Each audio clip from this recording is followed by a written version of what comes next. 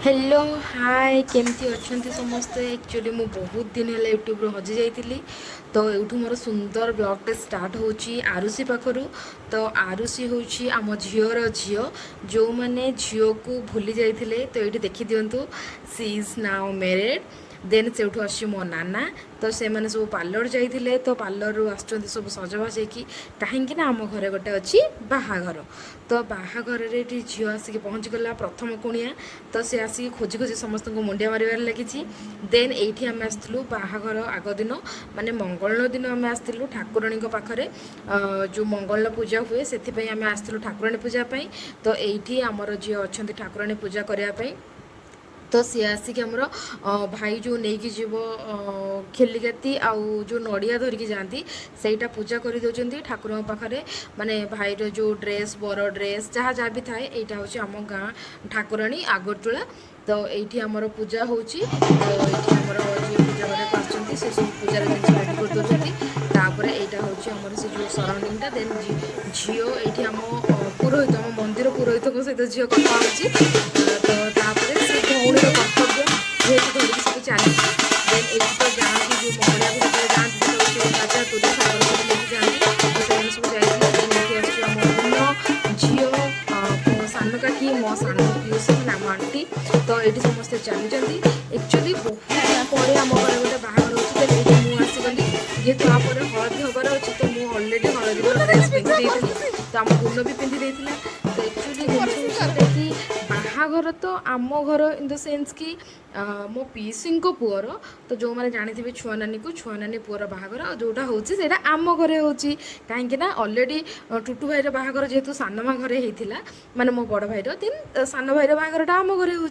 ये है मो मामी तो जी बहुत व्यस्तबहुल मनीष माने बाहाघर कर्ता तो से बहुत व्यस्त आ बाहाघर ये गोटे बढ़िया जिनस ना समस्ते मिसिक सांगर जो खिया आंटी कुनी काकी पुसी काकी देन मो नाना गुण एक्चुअली से बारटा टे शनिवार पड़ जाता से माइनस पॉइंट ना जो बाहाघर खिया जो मजा और जो मस्ती आउ ये आसीगला आम ब्लॉगर मैम है तो जो मैंने चैनल जानी ना तो चैनल हूँ गुगुलू मानू देखीदेवे देन ये हूँ आम डेकोरेशन वाला आसीगले स्टेज बेज मैंने संध्यारे मेहंदी प्रोग्राम अच्छी से सब स्टेज बेज डेकोरेशन होची देन आफ्टरनून हलदी आमर आसीगलानी हलदी कुंड आसीगलानी ये आ सबुठ इंटरेस्टिंग कथा हूँ जेहेतु भाउजों घर भी स्वर तो आम प्लान करूँ सांगरे हलदीटा करने को आउ सब जिन अलग अलग हो बाकी यही जिनसा आम प्लान करूँ तो टी मजा हम कहीं आजिकल सब हलदी सांगरे कर बढ़िया कर तो ये आसीगले आम फोटोशूट तो भाउज आसते भाई ये आसीगले फोटोशूट तो ये जो आम जो फोटोग्राफर आसते बालेश्वर एक्चुअली मस्त फोटो उठाते तो ये कि सुट है मुझे छोट छोट क्लिप टी नहीं जाती देन ये फोटोशूट सरला आसीगला प्रॉपर रिचुअल माने हलदी वाला रिचुअल को तो ये भाई आउ मो भाउज माने मो सान भाई आउ भाउज तापर ये सब हलदीर रिचुअल स्टार्ट होती फास्ट मामी आउ पुसी काकी गले देन आसिले कुनी काकी एक्चुअली आम घरे ना धीरे धीरे ट्रेंड पूरा सब फॉलो करके सब सेटल हो गले माने समस्त पूरा हलदी हलदी बलदी शाढ़ी पिंधिक रेडी मो काकी माँ देन ये कुनी काकी फास्ट पुसी काकी आउ मो मामी गले तो समस्ते पूरा येलो येलो पिंधिक पूरा चमकुचंती तो आमे मैंने भी छुआ सब जेहेतु आमे मैंने माने मो भौणी मु आम गुण आम सब अनमेरिड आम से हलदी हलदी लगे जाऊनु आ जो मैंने सब मेरिड से सब जाई हलदी हलदी लगे पूरा पूरा मस्त बोबल मजा करते तो आम मैंने सीटी छिड़ा देखुलु सब कौन कौन रिचुअल्स होची देन ये आसीगले मो झील आउ हेले सीमा भाउज माने बड़ भाउज टुटू भाईर वाइफ तो एमाने भी आसीगले हलदी लगियाकू आउ सांगरे आसीची आम गेला लाला माने टुटू भाईर बड़ पुओ तो सी आसीगला भी हलदी लगियाकू एक्चुअली माने सबुठ इंटरेस्टिंग है आम लाला से माने सबू जिनस इनवल्व होची छोट पिला जमती माइक बाजिले कि छोट पिला जमती बाजा तुरी बाजिले डरी जाती कि कैमरा लाइट पड़े इरिटेड होती ताहले से सब किछि नाही एते मस्ती से करुच्ची एते एंजॉय करुच्ची आ सबुठ बड़ा कथा है माने जो छोटू मैंने आम पपुन भाई जो जो जिनस गुड़ा करुच्ची सी कहे सब मु करी मुझे ना देख आसिक ये बसीगला ये पेशा मंगल हो पेशा मंगल से आसिक मामी कूड़े बसीगला माने भाउजों कूड़े आईटी रहा मो नाना को पार्टी करी समस्त गोटे शाढ़ी पिंधुचे तोते एत गरम लगे तो सांगे सांगे चेंज करके ड्रेस पिंधिकी चली आसलु ड्रेस पिंधिकी गोटे चुन्नी मुंडे पकई चली आसला बाहाघरिया घर एक्चुअली झील मैंने सजबाज हो रही सुंदर ଲାଗନ୍ତି ନା ଆଉ। ହଉ ଛାଡ଼। ତ ଏଇଠି ମୋ ନାନା ଭାଉଜ ଏଠି ପେସା ମଙ୍ଗୁଛନ୍ତି ଆଉ ଆମ ଝିଅ ଏଠି ଆସିଗଲା, ଯେହେତୁ ଆମ ଝିଅର ଟିକି ଛୁଆଟେ ଅଛି, ଆମ ଆରୁଷି ଛୋଟ ଝିଅଟା, ତ ତା ପାଇଁ ବି ଟିକେ କେୟାର କରିବାକୁ ପଡ଼ୁଛି। ତ ଏଇଠି ସେ ଆସିଗଲା, ଏଇଠି ମୋ ମାମି ତାକୁ କହୁଛି ଏଇ ବାହା ହେଇସାରିଲୁଣି ମୁଣ୍ଡରେ ଓଢ଼ଣା ଦେଇକି ବସିକି ପେସା ମଙ୍ଗଳ କର। ତ ଯେହେତୁ ଝିଅର ବାହାଘର ପରେ ଏଇଟା ପ୍ରଥମ ବାହାଘର ଆମ ଘରର, ତ ସିଏ ଯେହେତୁ ମ୍ୟାରେଡ୍ ସବୁ ଜିନିଷରେ ଟିକେ ଇନଭଲ୍ଭ ହେଉଛି, ତାକୁ ବି ଭାରି ଭଲ ଲାଗୁଛି। ତ ସେଇଠି ଆସିଗଲା ଯେ ଏଇଠି ସବୁ ରିଚୁଆଲ୍ ସରିଲା ପରେ ଆଉ ଆମ ଘରେ ତ ହସ ମଜାକ ହେବନି, କେମିତି ହେବ ବାହାଘର ହେବ। ତ ପୁସିକାକୁ ଏଠି ପୁରା ହଳଦୀ ସବୁ କରିଦେଇଥିଲେ। ଦେନ୍ ଆସିଲା ଏ ଆମ ବବଲି ଘର ଝିଅ ସିଦ୍ଧି। ସିଦ୍ଧି ଆଉ ଲାଲାର ଯେଉଁ ଡ୍ୟାନ୍ସ, ଛୋଟ ଛୁଆ ନା ଟିକେ ବାହାଘରରେ ମାନେ ଯେଉଁ ମାଇକ୍ ଫାଇକ୍ ବାଜିଲେ ପୁରା ସେମାନେ ତ ଡ୍ୟାନ୍ସ କରିବାକୁ ମଜାଇଥାନ୍ତି। ତାପରେ ଏଇଠି ଆସିଲା, ଏଇଠି କ'ଣ ଆକ୍ଚୁଆଲି ରିଚୁଆଲ୍ସ ହେଉଛି ତା ନାଁ ତ ମୁଁ ଜାଣିନି, ମାନେ ପେସା ମଙ୍ଗଳ ପାଇଁ ବୋଧେ ସଜାଡ଼ୁଥିଲେ ସମସ୍ତେ କି ଆଉ ଗୋଟେ କ'ଣ କରିବେ। ତ ଏଇଠି କୁନି କାକି ପୁସି କାକି ତାଙ୍କୁ ଇନଷ୍ଟ୍ରକ୍ସନ୍ ପଛପଟେ ଦିଆହେଉଥିଲା ଆମ ଲିଡ଼ର ମାନେ ମୋ ମାମି। ଆଉ ଏଇଠି ପଛରେ ମୋ ନାନୀ ବସିଛନ୍ତି।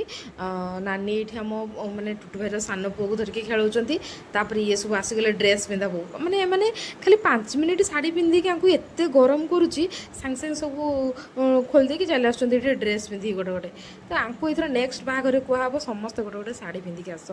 ତ ଏଇଠି ସମସ୍ତେ ସେ ଡ୍ରେସ୍ ଫ୍ରେସ୍ ପିନ୍ଧିକି ଯାହା ହଉ ତାଙ୍କର ସବୁ ଏଇଠି କ'ଣ କ'ଣ ସବୁ ରିଚୁଆଲ୍ସ ଥିଲା ସବୁ କରିଦେଲେ।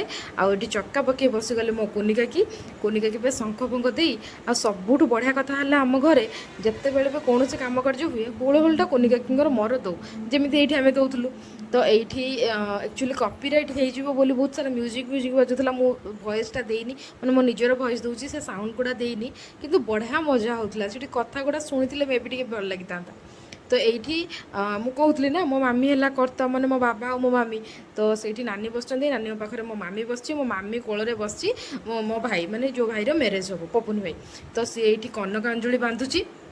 ଆମ ରିଦ୍ଧିକୁ ଦେଖା ହେଉନଥିଲା ବୋଲି ନାନୀ ଛିଡ଼ା ହେଇକି ତାକୁ ଦେଖା କରାଉଛନ୍ତି। ଆଉ ତା ପାଖରେ ବସିଛି ମୁଁ ଆଣିକି ତା ମୁଣ୍ଡରେ ମୁକୁଟଟା ଲଗାଇଦେଲି। ଆକ୍ଚୁଆଲି କଥା ହେଲା କି ମାନେ ଯେହେତୁ ଆମର ସକାଳେ ବାହାରିବା ଦିନ ବାହାଘର ଥିଲା ଆଉ ସକାଳେ ବାହାରିବା ଟାଇମ୍ ଆମର 9ଟା ସମଥିଙ୍ଗ ଥିଲା। ତ ସେତେବେଳେ ଆମେ ତ ରେଡ଼ି ହେଇନୁ, ଭାଇକୁ କ'ଣ ରେଡ଼ି କରିବୁ। ତ ତାକୁ ସେଥିପାଇଁ କହିଲେ କି ଘରୁ ଆଗେ ପୂଜା କରିକି ବାହାର କରିଦିଅ, ତୁମର ରାସ୍ତାରେ କି ଯେଉଁଠି ତାକୁ ସଜ କରୁଛ କର। ତ ସେଇଠୁ ମୁଁ ତାକୁ କହିଲି ତୁ ଖାଲି ଡ୍ରେସ୍ ଆଉ ମୁକୁଟଟା ପିନ୍ଧିକି ବାହାରି ଆସେ, ତୋତେ ମୁଁ ବାହାରେ ଯେଉଁ ଷ୍ଟେଜ୍ ଅଛି ସେଇଠି ବସିକି ସଜ କରାଇଦେବି। ତ ସେ ସେଇଠୁ କହୁଛି ମୋତେ ତ ତୁ ସଜ କରିନୁ, ମୋ ଚୁଟି ବି ବାଗଉନୁ, ମୋତେ କ'ଣ ଏମିତି କରିକି ପଠାଇଦେବୁ କି। ତାପରେ ମୋ ମାମିର ଆଉ ତା'ର ଟିକେ ଫଟୋ ଉଠା ହେଲା। ତାପରେ ମୋ ମାମି ତାକୁ ଦହି ଆଉ ଯେଉଁ କ'ଣ ବସା ଦହି ଯେଉଁ ଖୁଆଇ ଦିଅନ୍ତି ବାହାରକୁ ଗଲାବେଳେ, ତ ସେଇଟା ତାକୁ ଖୁଆଉଥିଲା। ଯେହେତୁ ତା'ର ଗୋଟେ ଆଜିଠୁ ଶୁଭ ଦିନ ଆରମ୍ଭ, ତା ଲାଇଫ୍ର ଗୋଟେ ନୂଆ ଚାପ୍ଟର ଆରମ୍ଭ, ସେଥିପାଇଁ ମାମି ତାକୁ ମୁହଁ ମିଠା କରାଉଥିଲା।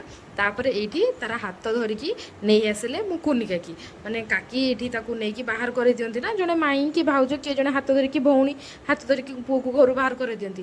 ତ ମୋ ମାମି ତା ହାତରେ ଏଇଠି ଦେଇଦେଲେ ଚାଉଳ, ଖିଲିକାତି ଆଉ ନଡ଼ିଆ। ଦେନ୍ ମୋ କାକି ତାକୁ ହାତ ଧରି ଧରି ଦେଇକି ବାହାର କରି ନେଉଛନ୍ତି। ତାପରେ ସେ ବାହାରେ ବସିବ ଆଉ ତାକୁ ମୁଁ ସଜ କରିବି। ଆଉ ସବୁଠୁ ବ୍ୟାଡ୍ ଲକ୍ ଏଇଟା କେହି ନେଇନାହାନ୍ତି।